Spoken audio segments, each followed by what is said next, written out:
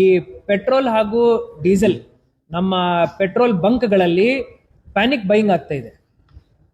ನಾನು ನಮ್ಮ ಪೊಲೀಸ್ ಆಯುಕ್ತರು ಹಾಗೂ ಎಲ್ಲ ಸೀನಿಯರ್ ಅಧಿಕಾರಿಗಳು IOCL, BPCL, HPCL ಹಾಗೂ ಪ್ರೈವೇಟ್ ಪೆಟ್ರೋಲ್ ಬಂಕ್ಸ್ ಜಿಯೋ ಇರ್ಬೋದು, ಶೆಲ್ ಇರ್ಬೋದು, ನಯಾರ ಇರ್ಬೋದು ಹಾಗೂ ನಮ್ಮ ಮಂಗಳೂರು ರಿಫೈನರೀಸ್ ಇರ್ಬೋದು, ಎಲ್ಲ ಪೆಟ್ರೋಲ್ ಬಂಕ್ ಓನರ್ಸ್ ಜೊತೆ ಹಾಗೂ ಆಯಿಲ್ ಮ್ಯಾನುಫ್ಯಾಕ್ಚರಿಂಗ್ ಕಂಪನೀಸ್ ಜೊತೆ ಇವರೆಲ್ಲರ ಜೊತೆ ನಾವು ಮೀಟಿಂಗ್ ಮಾಡಿದ್ದೀವಿ. ಪೆಟ್ರೋಲ್ ಹಾಗೂ ಡೀಸೆಲ್ ಅಲ್ಲಿ ಯಾವುದೇ ಕೊರತೆ ನಮ್ಮ ಜಿಲ್ಲೆನಲ್ಲಿ ಇಲ್ಲ. ನಮ್ಮ ಜಿಲ್ಲೆನೇ ಅಲ್ಲ, ಇಡೀ ಪ್ರಾಂತಕ್ಕೆ ಯಾವುದೇ ಕೊರತೆ ಇಲ್ಲ. ನಾವು ನಮ್ಮ ಜಿಲ್ಲೆನಲ್ಲಿ ಒಟ್ಟು 560 ಪೆಟ್ರೋಲ್ ಬಂಕ್ ಇದ್ದಾವೆ. ನಗರ ವ್ಯಾಪ್ತಿನಲ್ಲಿ ಟೋಟಲ್ 50 ಪೆಟ್ರೋಲ್ ಬಂಕ್ ಇದ್ದಾವೆ. ಎಲ್ಲ ಪೆಟ್ರೋಲ್ ಬಂಕ್ಗಳಲ್ಲಿ ಬರೇ 12 ತಾಸು ಒಳಗಡೆ ಬರೋ ರೀತಿನಲ್ಲಿ ನಮಗೆ ಲಾಜಿಸ್ಟಿಕಲ್ ಕೆಪಾಸಿಟಿ ಇದೆ. ಡಿಪೋದಿಂದ ಪೆಟ್ರೋಲ್ ಬಂಕ್ ಬರೋದು ಬರೇ 5 ತಾಸಲ್ಲಿ ಬರೋ ನಮಗೆ ಕೆಪಾಸಿಟಿ ಇದೆ. ನಗರ ಏರಿಯಾದಲ್ಲಿ ಇಡೀ ಜಿಲ್ಲೆನಲ್ಲೇ 12 ತಾಸು ಒಳಗಡೆ ನಮಗೆ ಡಿಪೋದಿಂದ ಪೆಟ್ರೋಲ್ ಬಂಕ್ಗೆ ಸಪ್ಲೈ ಮಾಡೋ ಚೈನ್ ನಮ್ದು ಆಕ್ಟಿವೇಟ್ ಇದೆ. ಹೊರಗಡೆಯಿಂದ ನಮ್ಮ ಜಿಲ್ಲೆಗೆ ಬರಬೇಕಂದ್ರೆ 3 ಮೇಜರ್ ಡಿಪೋಸ್ ನಮ್ದು ಬೆಳಗಾವಿ, ಹುಬ್ಳಿ ಮತ್ತೆ ಧಾರವಾಡ. ಸೊ ಈ 3 ಪ್ರಾಂತಗಳಿಂದ ಬೆಳಗಾವಿಗೆ ಸಪ್ಲೈ ಆಗುತ್ತೆ. ಈ 3 ಪ್ರಾಂತಗಳ ಡಿಪೋ ಮ್ಯಾನೇಜರ್ ಜೊತೆ ನಾವು ಮಾತಾಡಿದೀವಿ.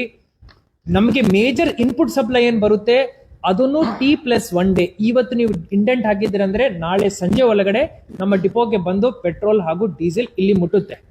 ಈ ಸಂದರ್ಭ ಇದ್ದಾಗ V request all the citizens, ಎಲ್ಲ ನಾವು ಸಾರ್ವಜನಿಕರಿಗೆ ಮನವಿ ಮಾಡ್ಕೊಳ್ತಾ ಇದ್ದೀವಿ, ಯಾವುದೇ ಪ್ಯಾನಿಕ್ ಬೈಯಿಂಗ್ ಮಾಡೋ ಅವಶ್ಯಕತೆ ಇಲ್ಲ. ಈಗ ನಾವು ರೊಟೀನ್ಲಿ ನೋಡ್ಬೇಕಂದ್ರೆ on a normal day 138 kilo litre ನಾವು ನಮ್ಮ ಬೆಳಗಾವಿ ನಗರದಲ್ಲಿ ಡೀಸೆಲ್ ಪೆಟ್ರೋಲ್ನು ಕನ್ಸ್ಯೂಮ್ ಮಾಡ್ತೀವಿ. 136 ಕಿಲೋ ಲೀಟರ್ ಅಂದ್ರೆ 136 ಸಾವಿರ ಲೀಟರ್ಗಳನ್ನು ನಾವು ಡೀಸೆಲ್ ನಮ್ಮ ನಗರದಲ್ಲಿ ನಾವು ಸಪ್ಲೈ ಮಾಡ್ತೀವಿ, ಇಲ್ಲಿಂದ ಡಿಸ್ಟ್ರಿಬ್ಯೂಟ್ ಮಾಡ್ತೀವಿ. ಇಷ್ಟು ಡಿಮಾಂಡ್ ಇದೆ ನಮ್ಮ ನಗರದಲ್ಲಿ. ಹಿಂದಿನ 2 ದಿವಸದಲ್ಲಿ ಇದು ಬರೇ ಪ್ಯಾನಿಕ್ ಬೈಯಿಂಗ್.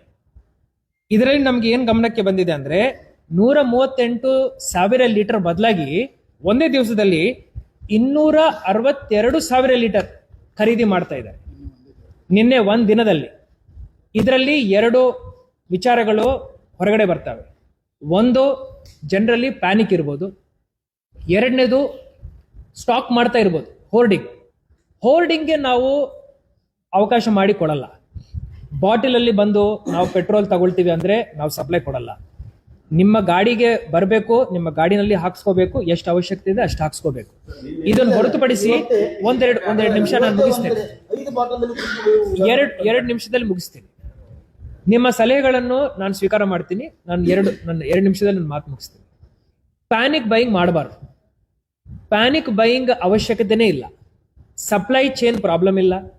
ಹೊರಗಡೆಯಿಂದ ಪೆಟ್ರೋಲ್ ಡೀಸೆಲ್ ನಮ್ಮ ಜಿಲ್ಲೆ ಒಳಗಡೆ ಬರೋನಲ್ಲಿ ಪ್ರಾಬ್ಲಮ್ ಇಲ್ಲ. ಡಿಪೋದಿಂದ ಪೆಟ್ರೋಲ್ ಬಂಕ್ಗೆ ಬರೋದ್ರಲ್ಲಿ ಪ್ರಾಬ್ಲಮ್ ಇಲ್ಲ. ಈ ಸಂದರ್ಭ ಇದ್ದಾಗ ಯಾರು ಪ್ಯಾನಿಕ್ ಬೈಯಿಂಗ್ ಮಾಡಬಾರ್ದು. We expect all the citizens to be responsible and to consume petrol and diesel only based on requirement. ಈಗ ಇಲ್ಲಿ ಬರೋ ಮುಂಚೆ ನಾನು ಮತ್ತೆ ಪೊಲೀಸ್ ಆಯುಕ್ತರು ಜಸ್ಟ್ ಮೀಟಿಂಗ್ ಮಾಡಿದೀವಿ. ಯಾರಾದ್ರೂ ಬಾಟಿಲ್ ಅಲ್ಲಿ ಈಗಿಂದ ತಗೊಳ್ತಾ ಇದ್ದಾರೆ ಅಂದ್ರೆ ನಾವು ಅವರಿಗೆ ಸಪ್ಲೈ ಕೊಡಲ್ಲ. ಬಾಟಿಲ್ ತಗೊಂಡು ಬರಬೇಡ. ನೀವು ನಿಮ್ಮ ಗಾಡಿನಲ್ಲಿ ಬಂದಿದ್ದೀರ ಅಂದ್ರೆ ಎಷ್ಟು ಬೇಕೋ ಅಷ್ಟು ಡೀಸೆಲ್ ಹಾಗೂ ಪೆಟ್ರೋಲ್ ಕೊಡೋ ಕೆಪಾಸಿಟಿ ನಮ್ಮ ಸಿಸ್ಟಮ್ಗೆ ಇದೆ, ಅಷ್ಟು ಕೊಡ್ತೀವಿ. ಪ್ಯಾನಿಕ್ ಬೈಯಿಂಗ್ ಮಾಡಬಾರ್ದು ಅಂತ ಹೇಳಿ ನಾವು ಮನವಿ ಮಾಡ್ಕೊಳ್ತೀವಿ. ಇದರಲ್ಲಿ ಬೇರೆ ವಿಚಾರನೇ ಇಲ್ಲ. ಯಾವುದೇ ಆತಂಕ ಪಡೋ ಸಂದರ್ಭ ಇಲ್ಲ.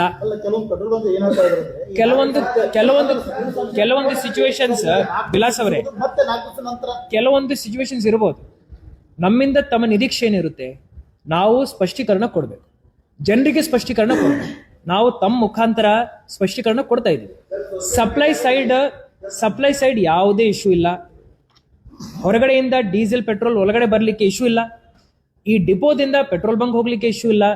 ಯಾರಾದ್ರೂ ರೂಮರ್ ಕ್ರಿಯೇಟ್ ಮಾಡ್ತಾ ಇದ್ದಾರೆ ಅಂದ್ರೆ CP ಸಾಹೇಬರಿಗೆ ಹೇಳ್ತಾರೆ, ಅವ್ರ ಮೇಲೆ ಸ್ಟ್ರಿಕ್ಟ್ ಕಾನೂನಿನ ಕ್ರಮ ತಗೊಳ್ತೀವಿ. ಇಷ್ಟೆಲ್ಲ ಸ್ಪಷ್ಟೀಕರಣ ನೀಡಿದ ನಂತರನೂ ಯಾರಾದ್ರೂ ಸೋಷಿಯಲ್ ಮೀಡಿಯಾದಲ್ಲಿ ಬೇರೆ ಪ್ಲಾಟ್ಫಾರ್ಮ್ಸ್ ಅಲ್ಲಿ ತಪ್ಪು ಮಾಹಿತಿಯನ್ನು ಹೊರಡಿಸ್ತಾ ಇದ್ದಾರೆ ಅಂದ್ರೆ ಅವರ ಮೇಲೆ ನಾವು ಕಾನೂನಿನ ಕ್ರಮ ತಗೊಳ್ತೀವಿ.